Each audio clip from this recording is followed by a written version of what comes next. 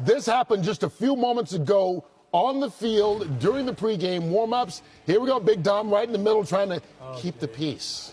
All right, that's better. All right, that's better. We're good. We're good. All right, not solid. too bad. Solid. Calling the A lot of trash talking. But why they even get that close? Just go over to your side and let it be. Ow. Like, you're not proving anything fighting before the game. For the game, Michael. Oh, hey, it's wild card weekend. This is where things get pretty wild. It's right there in the name. Fireworks and fighter jets. It's 49ers and Eagles. It's guys who look very comfortable in situations that I would not enjoy. There's fans out there with no shirts on and minus weather. I swim with my shirt on. Luckily, there's a place for guys like me. It's the couch. This couch is not the couch I preferred. We had a much better couch last week, and my wife decided this week was the week to change couches, right when the NFL playoffs were starting. I said, oh, that's a great idea. So here we are.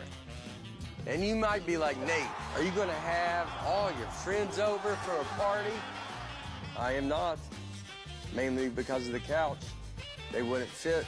So I'm going to sit here alone for 4 hours, loving it. When people heard I was doing the Wild Card Open, everyone is asking me what crazy stuff is going to be in it. And I said, me in a jacket talking about a couch. New one. 49ers and Eagles. Starts now on Fox. Chicago's real. They belong. And to have that comeback, you had a coach who gave bulletin board material to the Packers earlier this year. That did not stop this team from coming out in the second half and really just turning it on both sides of the ball. So that was one of the most impressive victories I've seen the Chicago Bears have in a long time. One of the most meaningful, especially for that young quarterback, that young team, and that young coach. Once again, folks, I'm the one that's got any guts. One word? Yeah. 49. There you go. Well, I don't think they have an identity going into this game on the offensive side of the ball. And when I was with New England for the 9 years and we didn't have an identity going into the playoffs, we kind of got trounced and bounced out of the playoffs early on, not in the first round, but the second or third round, and didn't make it to the Super Bowl that year. So I feel like they need to go back to last year. They have contained Jalen Hurts at the quarterback position this year. They haven't let him run that much this year. They got to let him run in the playoffs this year and get that identity back that Jalen Hurts is there to make first downs with his legs.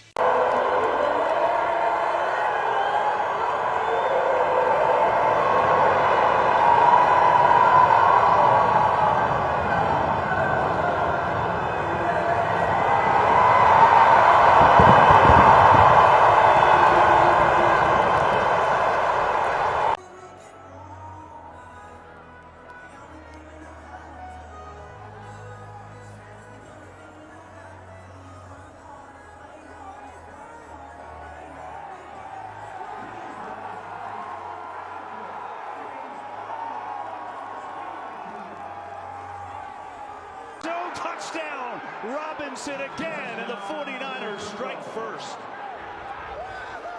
I think the postgame in the locker room with Caleb Williams presenting the game ball to Ben Johnson, to me, summed it up. And where this team is, where that quarterback and this head coach are, they've put not only the division on notice, but the entire NFC. And if he could piece together a full game versus the second half, they are going up. Let's go snatch these guys' hearts out. That's what Devontae Adams said. That the quarterback said. Stafford said, and that's the most gangster thing I've ever heard a quarterback say. That's pretty good. I like that attitude. I just want to tell you, congratulations on your success, young man. Thank you. You hold your head up, all right? You guys have had a most magnificent season. Thank you. And you did a great job out there today. Appreciate so you it. just hold your head up, okay? Thank and you, ladies ma'am. and gentlemen, Duval, you the one, all right? you, ma'am. keep it going. We got another season, okay? I appreciate Take it. care and much continued success to you and the entire team. Thank you, ma'am. Take us through the sequence of punching it in on that, where it's an 11-yard tush push, which might be a record if it goes through. Standing right here, right now, we did the right thing. Which was? Score. You did the touchdown there, not you taking the time off the clock, all that stuff, right? Hindsight's 20/20, but at the end of the day, we got it done, and that's all that matters. Give you a little idea what the winds are like right here in Philly right now. Oh boy. Oh my God. I mean, there's a massage table on it, or Police officer is standing trying to keep that thing down. Yeah, if anybody ever wondered what was in the blue tent, you literally just saw everything. Man, it's really tough to watch. George Kittle, one of the greatest players and one of the greatest guys, frankly, in the NFL. And this is not good for the right leg. Yeah. One of their best players, their emotional leader, George Kittle, goes out with a tough injury. 13-10 Eagles. And again, just a little colorful with this star wideout. They have a great relationship. Everyone kind of makes a lot of that. You're okay. I think it's two great competitors, and in the heat of the moment, they know how much they care for one another. Certainly Sirianni. And look, maybe that little bit of accountability sparks AJ to life as well. It's good coaching.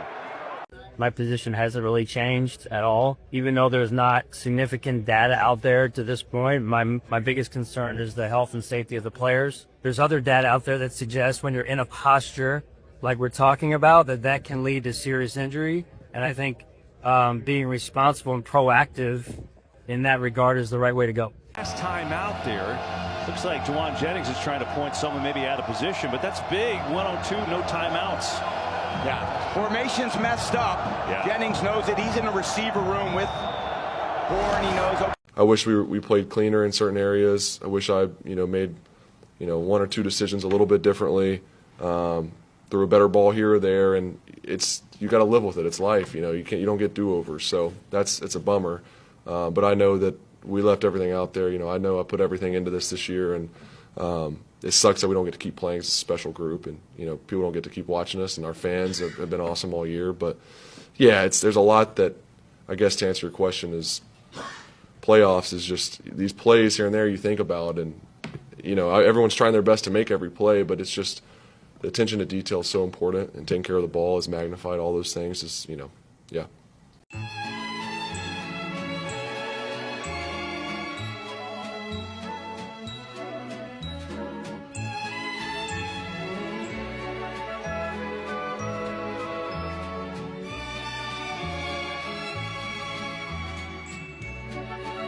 He said emotions, they run high, especially in the playoffs. He said, of course, after this game, we'll go back to loving each other.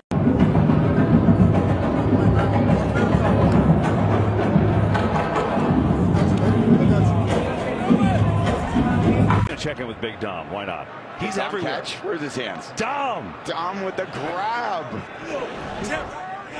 You can't believe it's coming that way. I don't like the body catch. I want to see hands, thumbs. Yeah, so what you see it, and I talk about the point of the ball a lot. You see it from, well, I'll start in this angle. This is kind of like a neutral plane. This is when the point's slightly down. When you're throwing into the wind, it has to be neutral. If the point of the ball is up, any wind friction is going to push that ball up over the top. So as a quarterback, you don't really like that U throw underneath, because naturally that's going to point the tip of the ball up.